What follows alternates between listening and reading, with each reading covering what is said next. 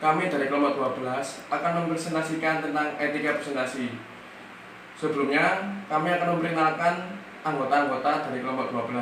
Yang pertama saya, Muhammad Ramadan Haji, kemudian dua teman saya yaitu Nanda Verdi Maulana dan Vita Nur Amalia. Baik, saya akan memulainya. Presentasi merupakan suatu kegiatan bicara di depan banyak hadirin untuk menyebarkan informasi atau ilmu yang diperoleh dari sebuah gagasan ataupun lainnya.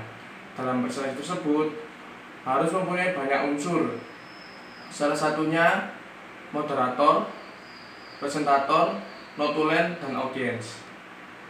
Presentator berfungsi sebagai penyampai materi atau gagasan yang didapat dari sebuah karya ataupun lainnya. Lalu moderator berfungsi sebagai pengatur jalannya presentasi, di mana dapat memulai materi, lalu sesi tanya jawab, dan juga mampu mengkondisikan arah dari presentasi tersebut. Lalu notulen, yaitu meringkas hasil pembicaraan yang bersifat ringkas, padat, dan sistematis.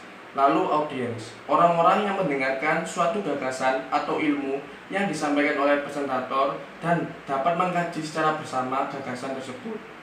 Lalu etika dalam berpresentasi. Pertama, setiap peserta harus jujur pada dirinya sendiri, bertanya jika kurang paham. Lalu, kedua, setiap peserta wajib menghargai pendapat atau gagasan dari orang lain. Yang ketiga, setiap orang harus adil, di mana peserta mendapat kebebasan untuk mengutarakan pendapat masing-masing. Selanjutnya akan dibahas oleh teman saya, yaitu Nanda Verdi Maulana. Assalamualaikum warahmatullahi wabarakatuh. Di sini saya Nanda Verdi Maulana akan melanjutkan presentasi dari Saudara Aji. Di sini saya akan menyampaikan performa dalam berpresentasi. Performa dalam berpresentasi dibagi menjadi dua.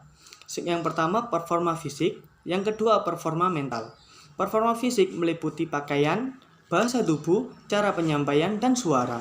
Performa mental meliputi antusiasme, percaya diri, figur yang berotoritas. Perihal performa fisik, pada dasarnya ada standar etika yang membatasi tingkah laku, yaitu yang pantas dilakukan dan yang tidak pantas dilakukan.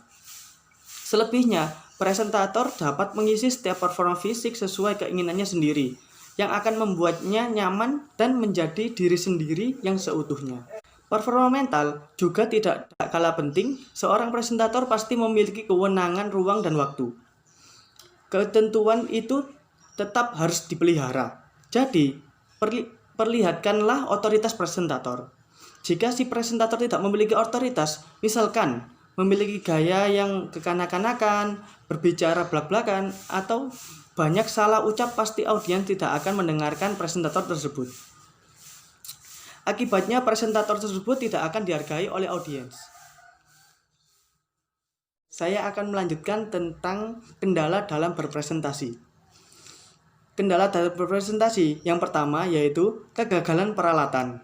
Presentator akan memulai presentasi tetapi proyektor tidak menyala atau rusak, dan audiens harus menunggu dalam waktu yang cukup lama sampai akhirnya masalah itu bisa ditangani. Kesalahan si presentator, mereka tidak melakukan pengecekan terlebih dahulu dan menganggap remeh hal-hal tersebut. Nomor 2, minimnya informasi. Si presentator sangat mengingat isi materi tetapi tidak mempertimbangkan pertanyaan yang bakal diajukan audiens. Umumnya si presentator panik dan hal ini pasti akan teramati oleh audiens. Yang nomor 3, terlalu banyak informasi.